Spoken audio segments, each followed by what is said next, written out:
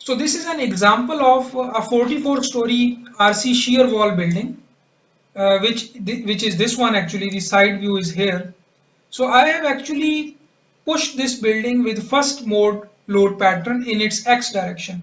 So this is the X direction of the building, and I pushed this building with the first mode shape pattern like this.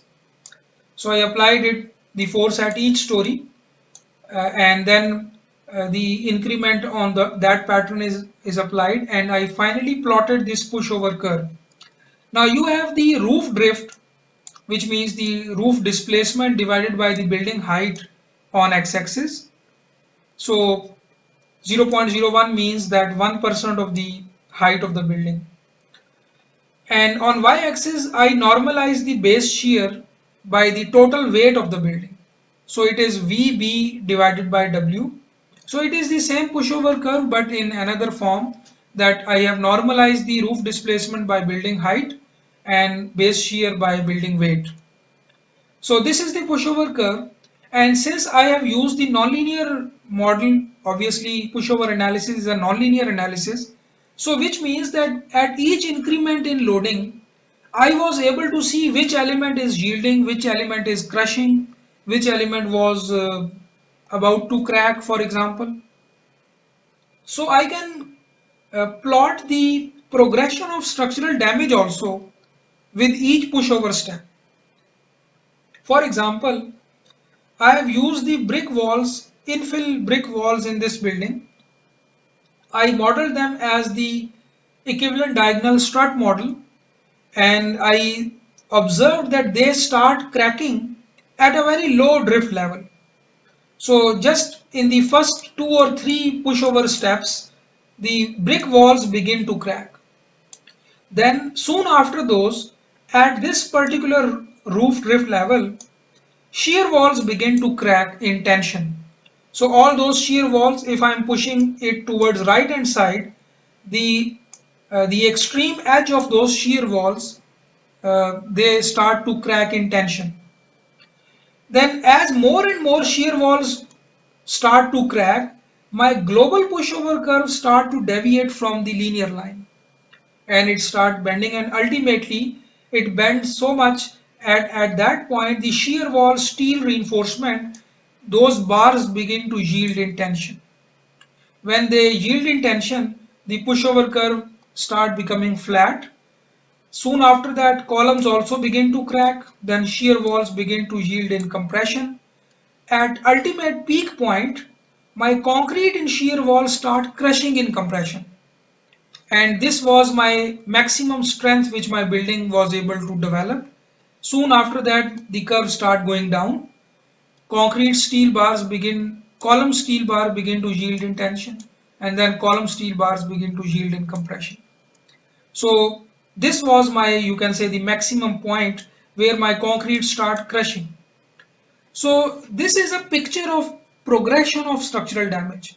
You can visualize how your different elements are going to crack or yield, in which order they are going to crack or yield during an earthquake.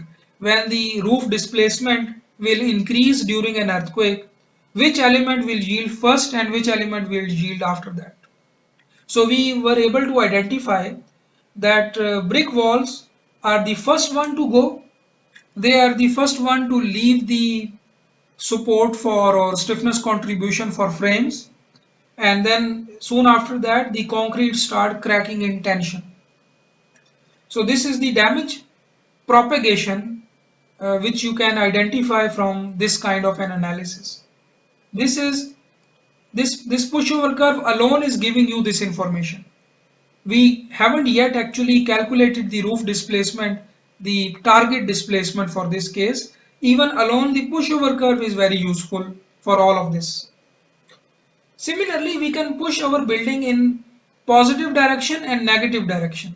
So it's like pushing the building and also pulling the building back. So this is an example from a 20-story building in its one of its direction, which is y direction in this case. So the red line shows the building when I am pushing it in positive direction, and then the blue line is when I am pushing it in the negative direction. So the strengths on both sides can be different also depending upon the building's configuration and other parameters. Here also I can plot the progression of structural damage on the pushover curve, and the same trend can be visible that brick walls are the first one to crack and followed by the shear wall cracking in tension. Now, one more thing which you can do with pushover analysis is called the reversed cyclic pushover analysis, which means that you push the building in one direction and from the same point you pull it in the other direction and then again push it in the positive direction. So you keep on giving it cycles of positive push and negative push. So it is called reversed cyclic pushover analysis.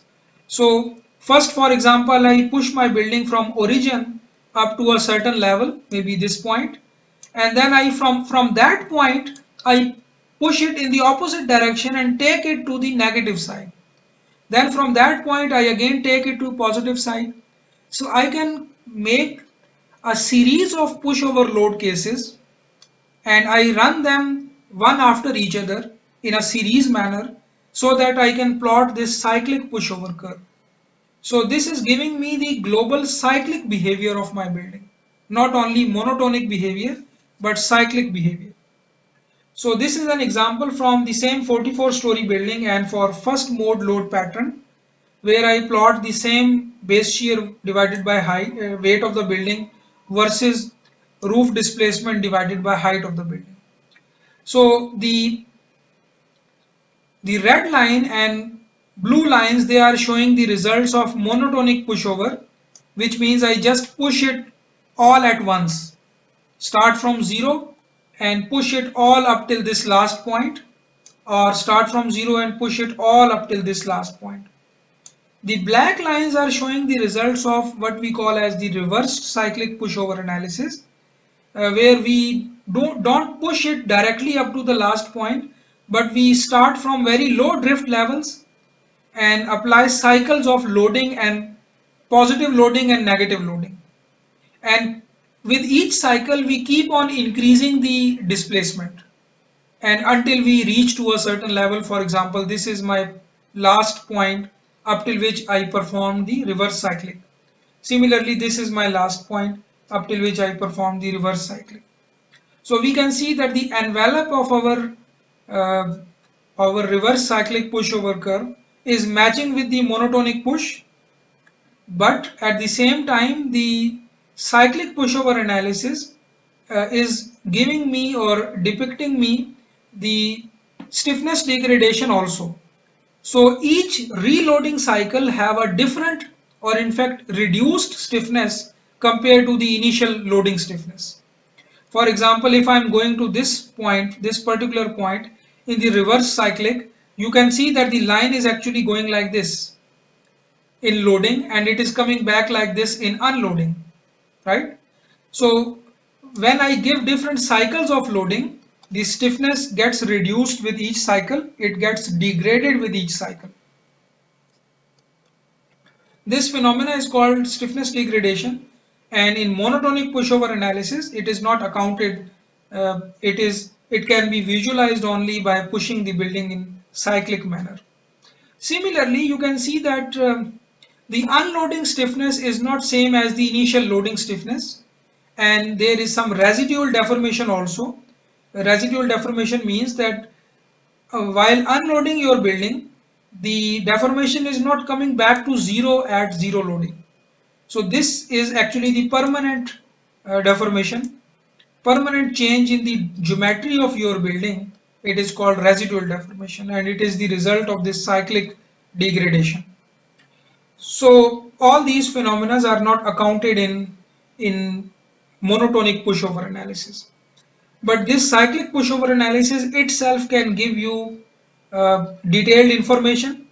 For example, how your building is going to behave in cyclic loading, what is the amount of energy dissipation it is going to offer to your cyclic loading.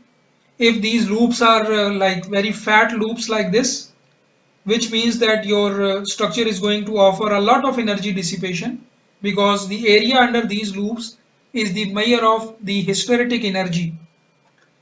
Uh, if these loops are very thin, which means your structure is not going to dissipate much energy in case of future ground shaking. And there are several other information also which you can extract from these cyclic pushover curves. So this is an example of a few buildings where the cyclic pushover curve was determined. For example, this is a 20-story building, and this curve is between normalized base shear versus normalized roof displacement, which is same VB divided by W, and roof displacement divided by height of the building. But this curve is plotted for first mode, which means that the load pattern which was used to push the building and pull the building was proportional to the first mode shape. So this is the same first mode, but the building is now 33-story. This is for 44-story building. These three are for the same three buildings, but now it is for second mode, mode 2, mode 2. So now you can see that the pushover curve is different because I used a different mode, different lateral load pattern to plot this curve. So now my control node is still the roof drift, roof displacement, but the load pattern is proportional to second mode now. This is a different case. This is the another building. See, in this case, the strength, the peak strength in positive side and negative side is different. A building is stronger in one side and weaker in the other side. So I'm not talking about X and Y. They are same for all X and for all Y. But the difference is between push and pull. In the same direction, if I am pushing the building towards right hand side, it is giving me more strength. And if I am pushing it towards left hand side in the same direction, it is giving me a lower strength. So the strength can be different on both sides also. Depends on the building geometry and shape. So see here, this building, 33-story building, if I'm pushing in positive X side, it is giving me this strength, and if I'm pushing it in the negative X side, a lower strength. Similarly, here also you can see this is the mode 3, third mode load pattern for 20-story, 33-story and 44-story. So you can see here that for this is very fat loops, which means more energy dissipation compared to this case, first mode.